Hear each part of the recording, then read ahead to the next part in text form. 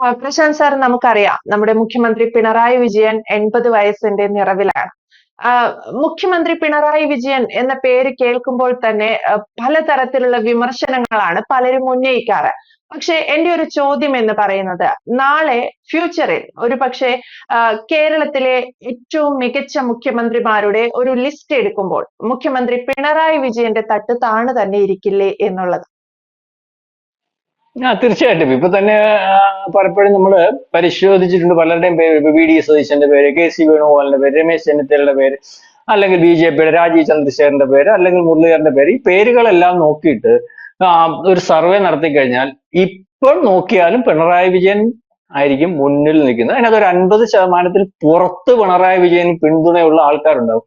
പക്ഷെ ഇപ്പൊ 80 വയസ്സ് പിണറായി വിജയൻ ആയെന്ന് പറഞ്ഞാൽ കാലന്റെ 80 വയസ്സായി, ഇവൻ ഒഴിഞ്ഞു പോകത്തില്ലേ, ഇന്ത്യയുടെ നശിപ്പിച്ച് നാരണക്കല്ലാക്കി, മറ്റതാ മറിച്ച, പിണറായിയെ ചീത്ത പറയുന്ന, ആരോട് ചോദിച്ചാലും സാധാരണക്കാരുടെ ഇടയിൽ നോക്കിക്കഴിഞ്ഞാൽ പിണറായിയെ ചീത്ത പറയുന്ന ഒരു ജനവും, പക്ഷെ ആവശ്യം വരുമ്പോൾ പിണറായി വന്നിട്ടേ കാര്യമുള്ളൂ എന്ന് പറയുന്ന രീതിയിലേക്കുള്ള ഒരു കാര്യങ്ങളുമാണ് നമ്മൾ മനസ്സിലാക്കുന്നത്. ഇപ്പം നമ്മൾ ഇദ്ദേഹത്തിന് 80 വയസ്സായി, ഇത് നമ്മൾ പറയുമ്പോൾ 80 വയസ്സ് നിസ്സാര വയസ്സൊന്നും അല്ല. വി എസ് വന്നത് 82ാമത്തെ വയസ്സിലും അങ്ങനെയാണെന്ന് തോന്നുന്നു മുഖ്യമന്ത്രിയായിട്ട്. പക്ഷെ അദ്ദേഹത്തിന് ആരോഗ്യം ഉണ്ടായിരുന്നു. പക്ഷെ 80 വയസ്സുണ്ട്. വീണ്ടും കേരളത്തിനകത്ത് ഒരു മൂന്നാം ഊഴം ആലോചിക്കുമ്പോൾ ഒരുപക്ഷെ പാർട്ടിക്കകത്ത് പിണറായി വിജയൻ എന്ന് പറയുന്ന കക്ഷിക്ക് അറിയാതെയെങ്കിലും കൂടുതൽ അല്ലെങ്കിൽ ശത്രുക്കൾ ഉണ്ടെങ്കിൽ, അല്ലെങ്കിൽ അദ്ദേഹത്തിന് എന്തിനാ വീണ്ടും മത്സരിക്കുന്നത്, അദ്ദേഹത്തിന്റെ പ്രായത്തിന്റെ പ്രശ്നം വെച്ച് ബാക്കിയുള്ളവരെ മാറ്റുമ്പോൾ അദ്ദേഹത്തെ മാറ്റാത്തത് എന്താണ്, അദ്ദേഹത്തെ വീണ്ടും എന്തിനാണ് വരുമ്പോൾ മൂന്നാം ഊഴം ആലോചിക്കുന്നതിന് ആര് നയിക്കണം എന്ന് CPM-നകത്ത് ചോദിച്ചാൽ ശത്രുക്കൾ പോലും പറയുന്ന ഒരവസ്ഥയുണ്ട്. അത് പിണറായി നയിച്ചിട്ടേ കാര്യമുള്ളൂ, പിണറായി നയിച്ചാൽ മൂന്നാമതും വരാൻ സാധ്യതയുണ്ട് എന്നുള്ള ഒരു രീതിയിലേക്ക് ആൾക്കാർ പറയും. അതുപോലെ തന്നെ വേറൊരു കാര്യം നീതു ശ്രദ്ധിക്കേണ്ടതാണ്. ആരാണ് പ്രതിപക്ഷത്ത് പിണറായിക്കെതിരെ നിൽക്കാൻ കരുത്തുള്ള ഒരു നേതാവ് എന്നുള്ള രീതിയിലുണ്ട്? ആരുമില്ല. പിണറായി മുഖ്യമന്ത്രി സ്ഥാനാർത്ഥിയായിട്ട് LDF, പിണറായി മത്സരിക്കുമ്പോൾ പിണറായി മുഖ്യമന്ത്രി സ്ഥാനാർത്ഥിയാണല്ലോ. അപ്പൊ നമുക്ക് CPM-ന്റെ ഒരു രീതി വെച്ചിട്ട് പറയത്തില്ലെങ്കിലും ഇലക്ഷന് ശേഷം പറയാമെന്ന് പറയുമ്പോൾ ഏത് പൊട്ടക്കണ്ണനും അറിയാം പിണറായി മത്സരിക്കുന്നുണ്ടെങ്കിൽ അത് ഒരുപക്ഷെ പിണറായി തന്നെയായിരിക്കും മുഖ്യമന്ത്രി. VS-ന്റെ കാലത്ത് VS-നെ മത്സരിപ്പിച്ച് പിണറായി മുഖ്യമന്ത്രി ആയതുകൊണ്ട് അന്നും പിണറായിയുടെ കയ്യിലാണ് പാർട്ടി സംവിധാനം ഇരുന്നത്. അതുകൊണ്ടാണ്. അതും പാർട്ടിക്കകത്ത് അറിയാവുന്നവർക്ക് അറിയാമായിരുന്നു, വെളിയിലുള്ള സാധാരണക്കാരനെ അറിയാൻ വയ്യാതിരുന്നുള്ളൂ. VS തന്നെ വീണ്ടും മുഖ്യമന്ത്രി ആവുന്നൊക്കെ വിചാരിച്ചിരുന്നുള്ളൂ. പക്ഷെ പാർട്ടിക്കകത്ത് നിന്നവർക്കൊക്കെ അറിയാം VS മത്സരിച്ച് ജയിച്ചു വന്നാൽ പിണറായി വിജയൻ തന്നെ മുഖ്യമന്ത്രി ആവത്തുള്ളൂ. ഇപ്പോഴും പാർട്ടിക്കകത്തും പിണറായി നയിച്ചാലേ കാര്യമുള്ളൂ, പിണറായി നയിച്ചാൽ മൂന്നാമത് വീണ്ടും വരാൻ സാധ്യതയുണ്ട് എന്ന് പറയുന്ന ആൾക്കാരുടെ എണ്ണം വളരെ കൂടുതലാണ്. അതുപോലെ പിണറായി വിജയനെ പറ്റി നിങ്ങൾ ചോദിച്ചു നോക്കൂ. ഒരു ഇടത്തരത്തിന് മുകളിലോട്ടുള്ള ആൾക്കാർ, അല്ലെങ്കിൽ വിവിധ മതസംഘടനാ നേതാക്കന്മാർ, ഇവരോടൊക്കെ ചോദിക്കുമ്പോൾ പിണറായിയെ പറ്റി ചോദിച്ചാൽ പറയും കൊള്ളാം, അയാൾ കാര്യങ്ങൾ നടത്തിയെടുക്കും. എന്ത് പറഞ്ഞാലും, എന്ത് അഭിപ്രായ വ്യത്യാസം ഉണ്ടായാലും, ധാർഷ്ട്യം ഉണ്ടായാലും, അല്ലെങ്കിൽ മറ്റു കാര്യങ്ങളൊക്കെ ഉണ്ടായാലും ഒരു കാര്യം ഏറ്റെടുത്താൽ നടത്താൻ പ്രാപ്തനായിട്ടുള്ള ഒരാളെന്നുള്ള രീതിയിലേക്കുള്ള ഒരു അഭിപ്രായം വളരെ കൃത്യമായിട്ടുള്ള ഒരു നേതാവ് തന്നെയാണ് പിണറായി വിജയൻ. അദ്ദേഹത്തിന് ഇപ്പൊ 80 വയസ്സാണ്. നമ്മൾ പറയും 80 വയസ്സെന്നൊക്കെ പറഞ്ഞാൽ നിസ്സാരമായിട്ടുള്ള ഒരു വയസ്സല്ല.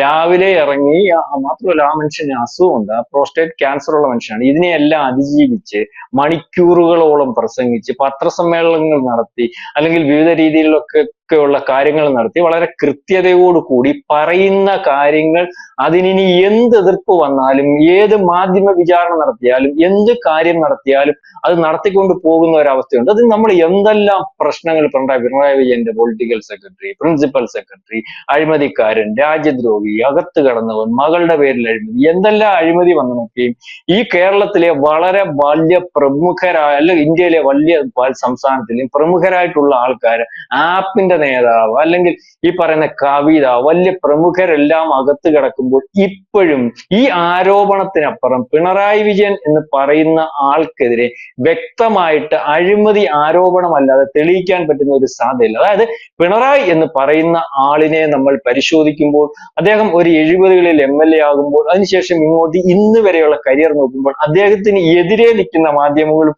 ശത്രുക്കളെയും മാത്രമാണ് കാണുന്നത്. ഇതിനെയെല്ലാം അതിജീവിച്ച് കരുത്തോടുകൂടി അയാൾ പറയുന്ന കാര്യങ്ങൾ എത്ര എതിർസ്വരമുണ്ടെങ്കിലും ആ പറയുന്ന കാര്യത്തിനകത്ത് നിൽക്കുന്ന ഒരു പിണറായി, പറയുന്ന കാര്യത്തിനകത്ത് എത്ര അതൃപ്തി പാർട്ടിക്കകത്തും വെളിയിലും ഉണ്ടായാലും മാറ്റി പറയാത്ത ഒരു പിണറായി, അത്തരത്തിൽ ആ മാറ്റി പറയാത്തത് ഒരു പക്ഷേ കുറെ കാലം കഴിയുമ്പോൾ പിണറായി പറഞ്ഞതാണ് ശരിയെന്ന് വരുത്തി തീർക്കുന്ന ഒരു പരാതി. ഏത് എതിർസ്വരമുണ്ടെങ്കിലും ഒരു കാര്യം നടത്തുമെന്ന് പറഞ്ഞാൽ അത് ഏത് അറ്റം വരെയും നടത്തിക്കൊണ്ടു പോകുന്ന ഒരു പിണറായി വിജയൻ. അതായത് ആരുടെയും സഹായമില്ലാതെ മാധ്യമത്തിന്റെ എതിർപ്പുകൾ അല്ലെങ്കിൽ ശത്രുക്കളുടെ എതിർപ്പുകളുമൊക്കെ അതിജീവിച്ച് മുന്നേറിപ്പോകുന്ന ഒരു പിണറായി വിജയനെ തന്നെയാണ് നമ്മൾ കാണാൻ സാധിക്കുന്നത്. ഇപ്പൊ പിണറായി വിജയന്റെ ആഘോഷം 80 വയസ്സായെന്ന് പറയുമ്പോൾ വട്ടം നിന്ന് ചീത്ത വിളിക്കുകയും ഒരുപക്ഷെ ഒരാഘോഷം പൊതുമധ്യത്തിൽ വെച്ച് നടത്താൻ ആരുമില്ലാതെ അവിടെ വന്ന് ഇവന്റെ ആഘോഷം അല്ലെ 80 വയസ്സ് ഓർഡറാന്ന് പറഞ്ഞ് ഓടിക്കുന്ന ആൾക്കാരൊക്കെ വളരെ കൂടുതലായിട്ട് കാണും. പക്ഷെ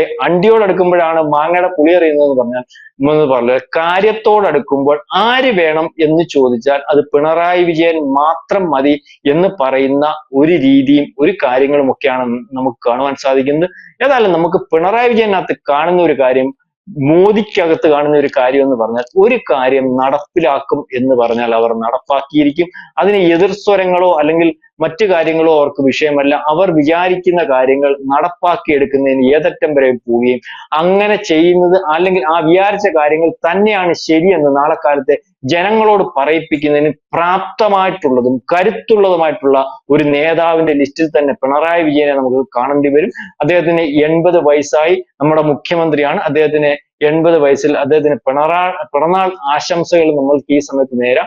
വളരെ കൂടുതൽ കാലം അദ്ദേഹം ഇനിയും ജീവിച്ചിരിക്കട്ടെ എന്ന് ആശംസിച്ചുകൊണ്ട് നമുക്ക് അതാണ് അങ്ങനെ ഒരു ആശംസ തന്നെയാണ് നമ്മുടെ പ്രധാനമന്ത്രി നരേന്ദ്രമോദിയും പിണറായി വിജയന് നേർന്നിട്ടുള്ളത്.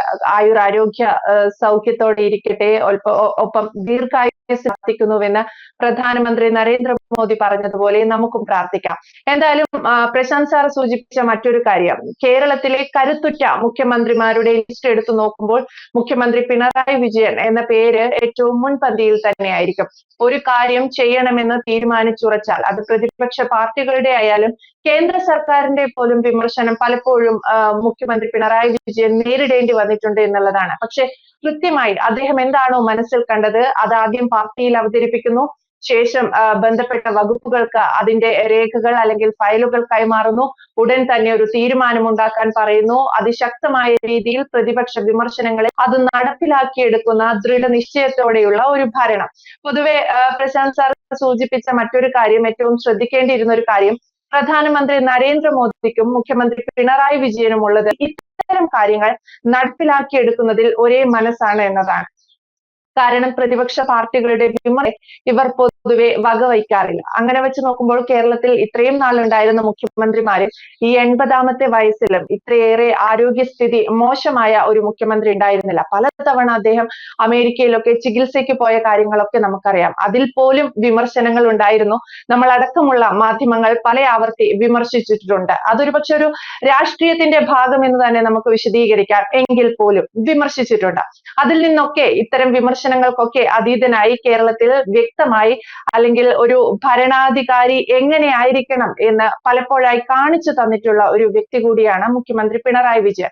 അതുകൊണ്ട് കൂടിയാണ് ദിവ്യ എസ് അയ്യരെ പോലെയുള്ളവർ പല ആവർത്തി അദ്ദേഹത്തെ പല വേദികളിൽ നിന്നും ഒരു രാഷ്ട്രീയത്തിന്റെ മറ നീക്കിക്കൊണ്ട് പുകഴ്ത്തുന്നതും എന്ന് വേണം കരുതാൻ. എന്തായാലും വ്യക്തമാണ് പ്രശാന്ത് സാർ സൂചിപ്പിച്ചതുപോലെ ABC മലയാളത്തിനും നേരാം മുഖ്യമന്ത്രി പിണറായി വിജയന് പിറന്നാൾ ആശംസകൾ. കൂടുതൽ വാർത്തകളും വിശേഷങ്ങളും നിങ്ങളിലേക്ക് എത്താൻ ABC മലയാളം സബ്സ്ക്രൈബ് ചെയ്യുക, ബെൽ ബട്ടണും അമർത്തുക.